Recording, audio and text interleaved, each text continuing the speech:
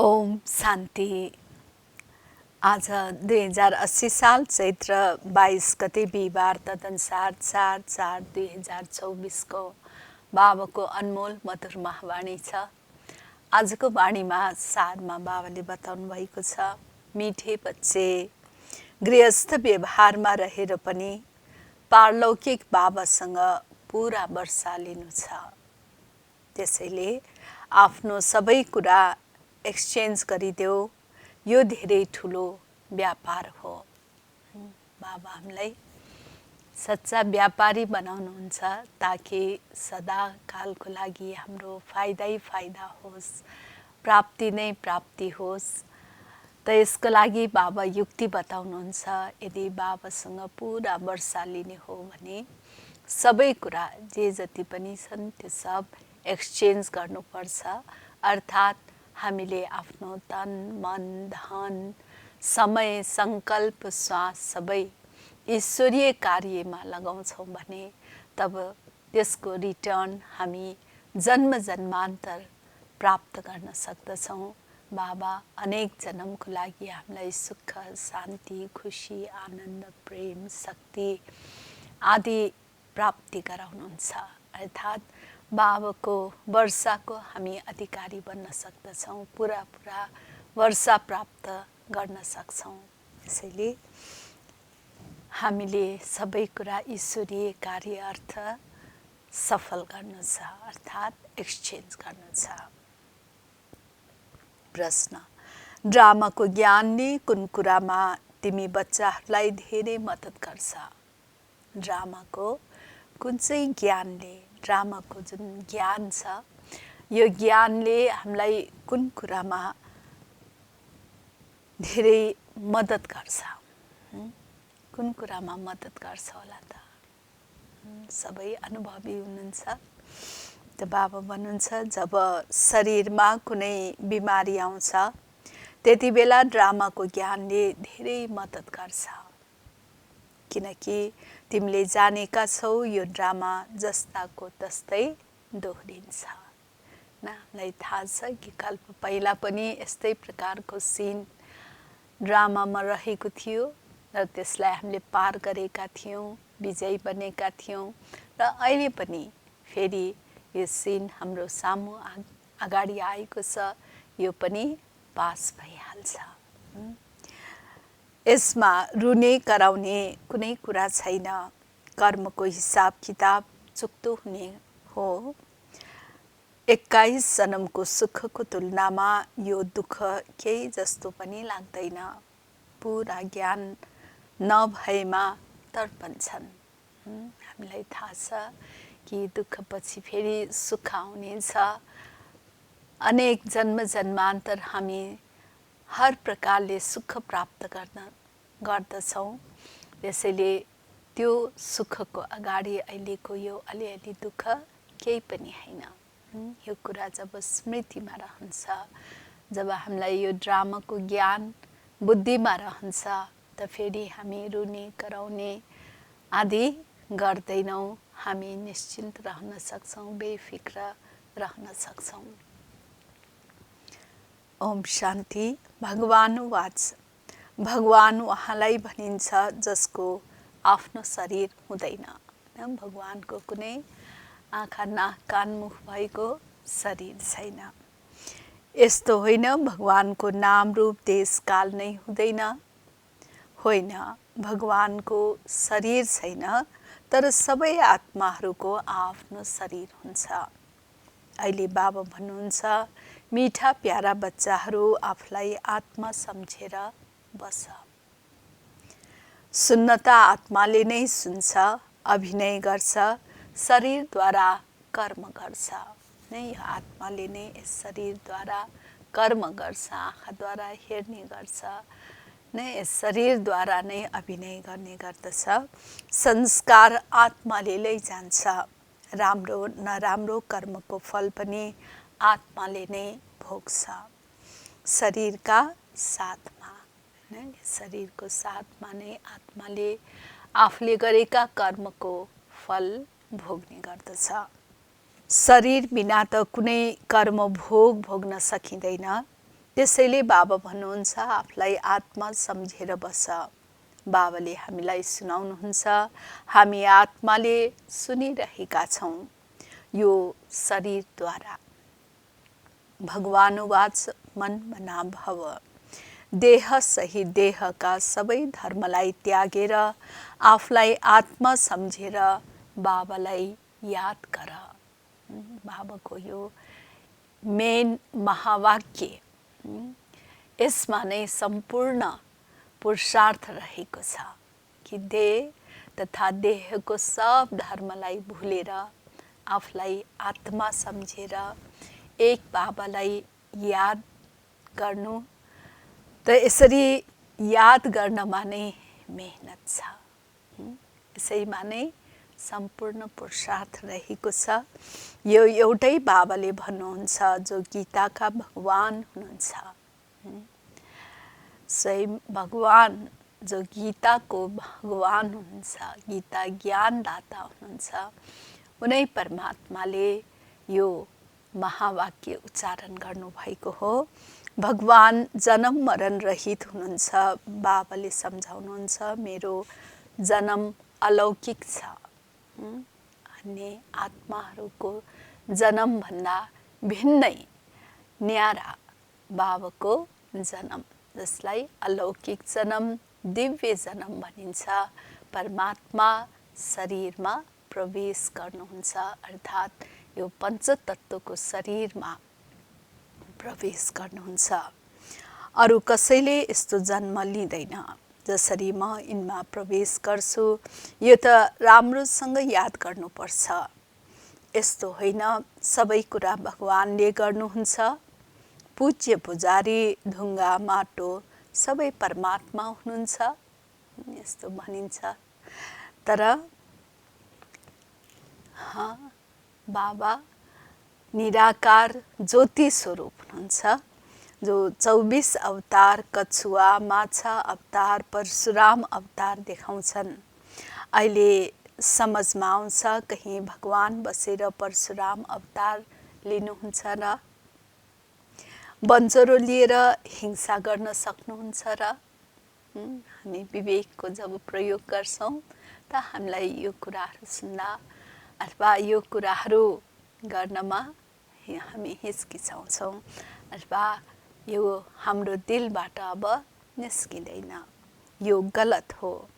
जसरी परमात्मालाई सर्वव्यापी भनिदिन्छन्, त्यसै गरी कल्पको अवधि लाखौँ वर्ष लेखिदिएका छन्। यसलाई भनिन्छ घोर अन्धकार, अर्थात् ज्ञान नभएको। ज्ञानबाट हुन्छ उज्यालो। अहिले अज्ञानको घोर अन्धकार छ, तर अहिले तिमी बच्चाहरू सम्पूर्ण उज्यालोमा छौ, किनकि बाबाले ज्ञानको प्रकाश दिनुभएको छ। तिमीले सबैलाई राम्ररी चिनेका छौ, जसले चिन्दैनन् उनीहरूले पूजा आदि गरिरहन्छन्। तिमीले सबैलाई चिनेका छौ, त्यसैले तिमीले पूजा गर्न आवश्यक छैन। तिमी अहिले पुजारीपनाबाट मुक्त भयौ। पूज्य देवी देवता बन्नको लागि तिमीले पुरुषार्थ गरिरहेका छौ। तिमी नै पूज्य देवी देवता थियौ, फेरि पुजारी मनुष्य बनेका छौ। मनुष्यमा आसुरी गुण हुन्छ, त्यसैले गायन गरिन्छ मनुष्यलाई देवता बनाए। मनुष्यलाई देवता बनाउन भगवानलाई धेरै समय लाग्दैन, 1 सेकेन्डमा देवता बनाइदिनुहुन्छ। जब दिलबाट बाबा भनिन्छ भने त बाबाको वर्षाको अधिकारी बन्छ, अर्थात् ऊ फेरि देवता बन्न सक्छ। बाबालाई पहिचान गरेपछि शिव बाबा भन्न थाल्यो। बाबा भन्ने बित्तिकै दिलमा आउँछ म विश्वको स्वर्गको मालिक बन्नेछु। उहाँ हुनुहुन्छ बेहदका पिता। अहिले तिमी आएर तुरन्तै बेहदका बाबाको बनेका छौ। फेरि बाबा भन्नुहुन्छ गृहस्थ व्यवहारमा रहेर पारलौकिक बाबाबाट वर्षा ल्याऊ। लौकिक वर्षा त तिमीले प्राप्त गर्दै आएका छौ। अब लौकिक वर्षालाई पारलौकिक वर्षासँग एक्सचेन्ज गर। यो कति राम्रो व्यापार हो। लौकिक वर्षा के हो? यो हो बेहदको वर्षा। त्यसमा पनि गरिबले तुरन्तै लिन्छन्। भावुकको वर्षा गरिब बच्चाहरूले तुरन्तै प्राप्त गर्न सक्छन्। पहिला अनाज आदि सबै यहाँबाट बेलायत जान्थ्यो। अहिले सम्झन्छन् भारत खण्ड धेरै गरिब छ, त्यसैले मद्दत दिन्छन्। यस्तो हुन्छ जब कुनै ठुलो आशामै असफल भयो भने आपसमा छलफल गरेर उसलाई मद्दत दिन्छन्। यो भारतवर्ष हो सबैभन्दा प्राचीन। यहाँ नै स्वर्ग थियो। सबैभन्दा पहिला आदि सनातन देवी देवता धर्म थियो। केवल लामो समय बनाइदिएका छन्, त्यसैले अल्मलिन्छन्। भारत खण्डलाई कति मद्दत पनि दिन्छन्। बाबालाई पनि भारत खण्डमा नै आउनुपर्छ। स्वयं भगवान अवतरण हुने भूमि भारत खण्ड। तिमी बच्चाहरूले जानेका छौ, हामीले बाबाबाट वर्षा लिइरहेका छौँ। लौकिक बाबाको वर्षालाई 7 फेर गर्छौँ पारलौकिकसँग। जसरी यिनले गरे, जसरी ब्रह्मा बाबाले गर्नुभयो, सबै आफ्नो सम्पत्ति ईश्वरीय सेवा अर्थ लगाउनु भयो, त्यस्तै हामीले नि फलो गर्न छ। त्यसैले बाबा भन्नुहुन्छ, देखे पारलौकिक बाबाबाट त ताज तख्त प्राप्त हुन्छ। कहाँ त्यो बादशाही, कहाँ यो गदाई। भनिन्छ पनि फलो फादर। भोकै मर्ने त कुरै हुँदैन। बाबा भन्नुहुन्छ, ट्रस्टी भएर सम्हाल। जे जति पनि छन् यो ईश्वरीय अर्थ सम्झेर हामी ट्रस्टी भएर सम्हाल्ने। बाँकी भोकै रहने कुरा छैन। बाबा आएर सहज मार्ग बताउनुहुन्छ। प्यारा बच्चाहरूले धेरै दुःख देखेका छन्, त्यसैले त बाबालाई बोलाउँछन्, हे परमपिता परमात्मा दया गर्नुहोस्। सुखमा कसैले पनि बाबालाई याद गर्दैनन्, दुःखमा सबैले स्मरण गर्छन्। अब बाबाले बताउनुहुन्छ कसरी स्मरण गर्नुपर्छ। स्मरण त गर्ने, कसरी गर्ने त्यो तरिका पनि बाबा बताउनुहुन्छ। तिमीलाई त स्मरण गर्न पनि आउँदैन, म नै आएर तिमीलाई बताउँछु। प्यारा बच्चाहरू, कसरी बाबाको याद गर्ने त्यो तरिका बाबा सिकाउनुहुन्छ। किनकि हामीले बाबालाई याद गर्ने तरिका पनि भुलिसकेका छौँ। आफूलाई पनि देह सम्झिन्छौँ त भगवानलाई पनि देहधारीको रूपमा नै याद गर्छौँ, जुन गलत तरिका हो। त्यसैले बाबा फेरि हामीलाई सहज र सही रास्ता बताउनुहुन्छ, सही तरिका बताउनुहुन्छ कि आफूलाई आत्मा सम्झेर पारलौकिक बाबालाई याद गर्यो भने तिम्रो पाप काटिन्छ। सिमर सिमर सुख पाओ, कला क्लेश मिटे तन्के। जति पनि शरीरको दुःख छ त्यो सबै मेटिन्छ। जति हामी बाबाको यादमा डुब्छौँ त शारीरिक रोग व्याधि छ भने पनि हामी बोल्न सक्छौँ। तिम्रो आत्मा र शरीर दुवै पवित्र बन्छन्। तिमी यस्ता कञ्चन थियौ, फेरि पुनर्जन्म लिँदा लिँदा आत्मामा खिया पर्छ अनि शरीर पनि पुरानो मिल्छ। जसरी सुनमा रसायन हालिन्छ, पवित्र सुनका गहना पनि पवित्र हुन्छन्, त्यसमा चमक हुन्छ। रसायन हालेका गहना कालो हुन्छन्। बाबा भन्नुहुन्छ, तिमीमा पनि खाद परेको छ, त्यसलाई अब निकाल्नु छ। कसरी निस्कन्छ? खाद कसरी निस्किन्छ? बाबासँग योग लगाऊ। पढाउनेवालासँग योग लगाउनु पर्छ नि। यहाँ त बाबा, शिक्षक, गुरु सबै हुनुहुन्छ। उहाँलाई याद गर्यौ भने तिम्रो विकर्म विनाश हुन्छ र उहाँले तिमीलाई पढाउनु पनि हुन्छ। तिमीले मलाई नै पतित पावन सर्वशक्तिमान भन्छौ। कल्प कल्प बाबाले यसरी नै सम्झाउनुहुन्छ। मिठे मिठे सिकिलधे बच्चे, 5000 वर्षपछि आएर तिमी भेट भएका छौ, त्यसैले तिमीलाई सिकिलधे भनिन्छ। अब यो देहको अहङ्कार छोडेर आत्मा अभिमानी बन। आत्माको ज्ञान दिएको छ जो बाबा बाहेक अरू कसैले दिन सक्दैनन्। कुनै मनुष्य छैन जसलाई आत्माको ज्ञान होस्। सन्यासी, उदासी, गुरु, गोसाई कसैले पनि जान्दैनन्। अहिले त्यो ताकत रहेको छैन। सबैको ताकत कम भएको छ। सारा वृक्ष जीर्ण अवस्थामा पुगेको छ। अब फेरि नयाँ स्थापना हुन्छ। बाबा आएर वृक्षको भेराइटी रहस्य सम्झाउनुहुन्छ। यो मनुष्य सृष्टिको रहस्य बाबा सम्झाउनुहुन्छ। भन्नुहुन्छ पहिला तिमी राम राज्यमा थियौ, पछि जब तिमी वाम मार्गमा गयौ अनि रावण राज्य सुरु हुन्छ। फेरि अरू धर्महरू आउँछन्। भक्ति मार्ग सुरु हुन्छ। पहिला तिमीले जानेका थिएनौ। कसैलाई पनि गएर सोध, तपाईले रचयिता र रचनाको आदि मध्य अन्तलाई जान्नु भएको छ र? के भन्छन् त? हामीले जानेका छैनौँ। कसैले पनि बताउने छैन। बाबाले भक्तहरूलाई भन्नुहुन्छ, अब तिमीले निर्णय गर। बोर्डमा लेख, कलाकार भएर नाटकका निर्देशक, रचयिता, प्रमुख कलाकारलाई नै जान्दैनौ भने यस्ता कलाकारलाई के भन्ने?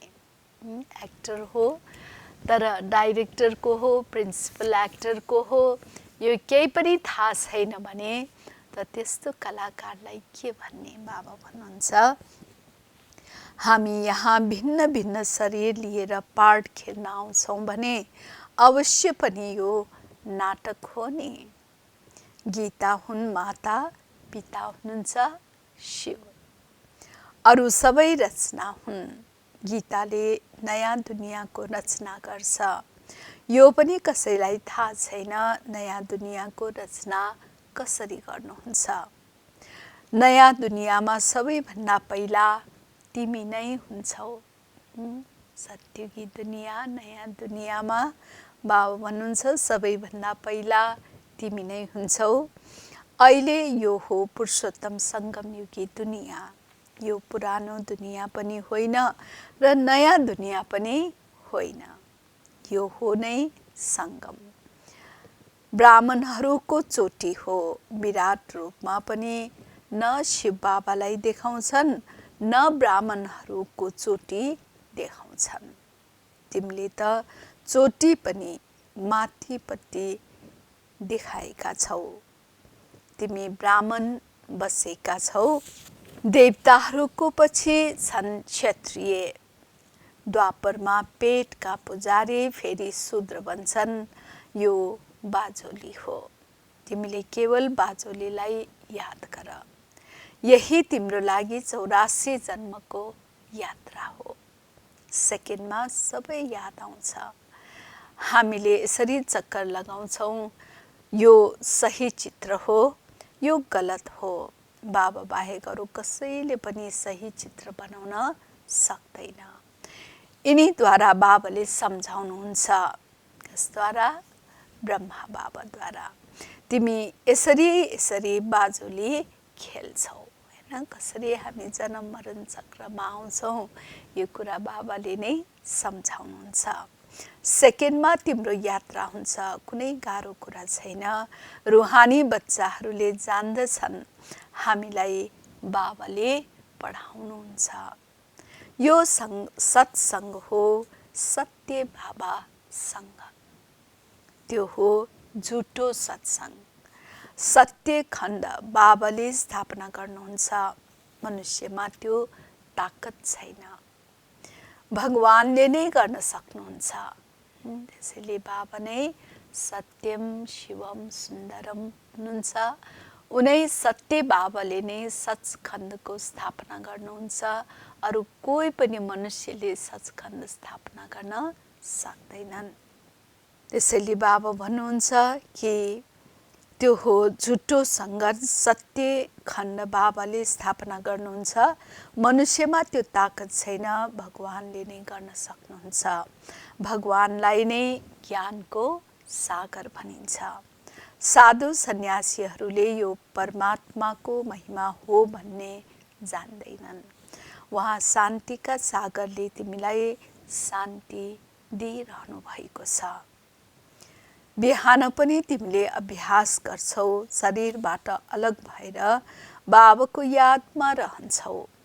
यहाँ तिमी आएका हौ जीवन सधैँ मर्न। बाबामा बलिहार हुन्छौ। यो त पुरानो दुनियाँ, पुरानो चोला हो। यसबाट मानव घृणा आउँछ। यसलाई छोडेर जाउँ, केही पनि याद नआओस्, सबै कुरा बिर्सिएको होस्। तिमीले भन्ने पनि गर्छौ भगवानले सबै कुरा दिनुभएको हो, त्यसैले अब उहाँलाई नै देऊ।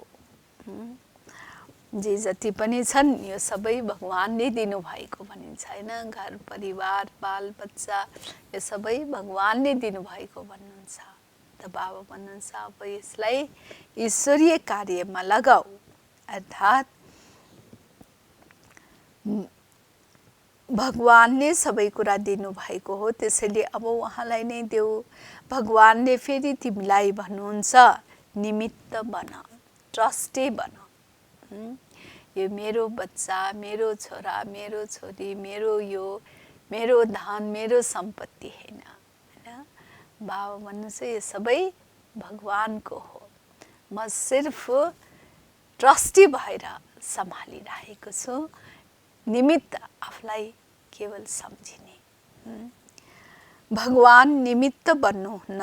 निमित्त तिमी भन्छौ, फेरि पाप त गर्दैनौ। पहिला पाप आत्माहरूको पाप आत्माहरूसँग लेनदेन हुँदै आएको हो।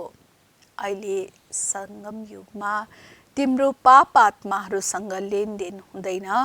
पाप आत्माहरूलाई दान गर्यौ भने पाप शिरमा चढ्छ। गर्छौ ईश्वरको लागि, दिन्छौ पाप आत्मालाई, बाबाले कहाँ लिनुहुन्छ र? बाबा त भन्नुहुन्छ गएर सेवा केन्द्र खोल्यौ भने धेरैको कल्याण हुन्छ। बाबाले सम्झाउनुहुन्छ जे भइरहेको छ त्यो जस्ताको तस्तै ड्रामा अनुसार दोहोरिरहन्छन्। अनि यसमा रुने कराउने दुःख मान्ने कुरा हुँदैन। कर्मको हिसाब किताब चुक्तो हुनु त राम्रै हो। वैद्यहरूले भन्छन् सबै बिमारी उल्टिन्छ। बाबा पनि भन्नुहुन्छ रहेको हिसाब किताब चुक्ता गर्नु छ। या त योगबाट या फेरि सजायबाट चुक्ता गर्नुपर्छ। सजाय त धेरै कडा हुन्छ। बिमारी आदिबाट चुक्ता भयो भने त धेरै राम्रो। त्यो दुःख 21 जन्मको सुखको तुलनामा केही पनि होइन। किनकि स्वर्गमा धेरै सुख हुन्छ। ज्ञान पुरा भएन भने बिमारी परेर तडपिरहन्छन्। बिमारी परेका बेलामा भगवानलाई धेरै याद गर्छन्। त्यो पनि राम्रै हो। उहाँ एकलाई नै याद गर्नु छ। त्यो पनि सम्झाइएको छ। उनीहरूले गुरुहरूलाई याद गर्छन्। अनेक गुरु हुन्छन्। एक मात्र सद्गुरुलाई त तिमीले नै चिनेका छौ। सद्गुरु एक हुनुहुन्छ। उस एक सद्गुरु बाबालाई हामीले नै चिनेका छौँ। सद्गुरु को हुनुहुन्छ, के वरदान हामीलाई दिनुहुन्छ, कसरी सद्गति दिनुहुन्छ, यी सबै कुरा बाबाले बताउनुहुन्छ। उहाँ सर्वशक्तिमान अधिकारी हुनुहुन्छ।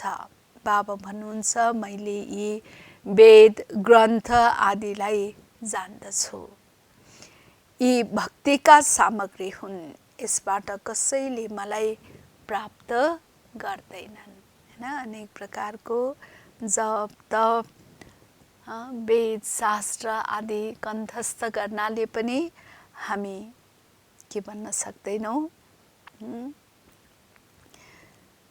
कि बाबा भन्नुहुन्छ कसैले मलाई प्राप्त गर्दैन। हैन, त्यसबाट पनि भगवान प्राप्ति हुन सक्दैन। यी सबै भक्तिका सामग्री हुन्। बाबा आउनुहुन्छ नै पापात्माहरूको दुनियाँमा। यहाँ पुण्य आत्मा कहाँबाट आए? जसले पुरा 84 जन्म लिएका छन् उनैको शरीरमा आउँछु। सबैभन्दा पहिला यिनैले सुन्छन्। बाबा भन्नुहुन्छ यहाँ तिम्रो यादको यात्रा राम्रो हुन्छ। यहाँ पनि आउन त तुफान पनि आउँछ, तर बाबाले सम्झाइरहनुहुन्छ आफूलाई आत्मा सम्झेर बाबालाई याद गर। कल्प पहिला पनि तिमीले यसरी नै ज्ञान सुनेका थियौ। दिन प्रतिदिन तिमीले सुनिरहनेछौ। राजधानी स्थापन भइरहन्छ। पुरानो दुनियाँको विनाश पनि हुनु नै छ। यो अवश्यम्भावी छ, कसैले यसलाई टाल्न सक्दैन। मीठे मीठे सिकिलधे बच्चाहरू प्रति माता पिता बाप दादाको याद प्यार एवं गुड मर्निङ। रूहानी बाबाको रूहानी बच्चाहरूलाई नमस्ते। रूहानी बच्चाहरूको रूहानी बाबालाई याद प्यार गुड मर्निङ एवं नमस्ते बाबा नमस्ते। धारणाको लागि मुख्य सार पहिलो नम्बरमा छ बिहान सबेरै उठेर शरीरबाट अलग हुने ड्रिल गर्नु छ। बिहान सबेरै उठेर अशरीरी बन्ने अर्थात् यो देहबाट अलग रहने अभ्यास गर्नु छ। पुरानो दुनियाँ पुरानो चोला केही पनि याद नआओस्, सबै कुरा बिर्सिएको होस्। दोस्रो, सङ्गम युगमा पापात्माहरूसँग लेनदेन गर्नु छैन। हिसाब किताब खुसी खुसीसँग चुक्ता गर्नु छ। रुनु कराउनु छैन। सबै कुरा बाबामा समर्पण गरेर फेरि ट्रस्टी बनेर सम्हाल्नु छ। जे जति छन् बाबामा सुम्पिएर फेरि ट्रस्टी बनेर त्यसलाई सम्हाल्नु छ। वरदान महसुसताको शक्तिद्वारा स्वयं परिवर्तन गर्ने तीव्र पुरुषार्थी भव। महसुसताको शक्तिद्वारा रियलाइजेसन पावरबाट सो परिवर्तन गर्ने, आफूलाई परिवर्तन गर्ने तीव्र पुरुषार्थी भव। कुनै पनि परिवर्तनको सहज आधार महसुसताको शक्ति हो। न परिवर्तनको सहज आधार नै के हो कि महसुसता। यसबाट नै परिवर्तन हुन्छ। हैन, त्यसैले परिवर्तनको आधार महसुसताको शक्ति। जबसम्म महसुसताको शक्ति आउँदैन तबसम्म अनुभूति हुँदैन, र जबसम्म अनुभूति हुँदैन तबसम्म ब्राह्मण जीवनको विशेषताको आधार बलियो हुँदैन। उमङ्ग उत्साहको चाल हुँदैन। जब महसुसताको शक्तिले हरेक कुरामा अनुभव बनाउँछ तीव्र पुरुषार्थी बन्न पुग्छौ। महसुसताको शक्तिले सदाकालको लागि सहजै परिवर्तन गरिदिन्छ। महसुसताको शक्तिले सदाकालको लागि सहजै परिवर्तन गरिदिन्छ। स्लोगन स्नेहको स्वरूपलाई साकारमा इमर्ज गरेर ब्रह्मा बाबा समान बन। स्नेहको स्वरूपलाई साकारमा इमर्ज गरेर ब्रह्मा बाबा समान बन। ओम शान्ति।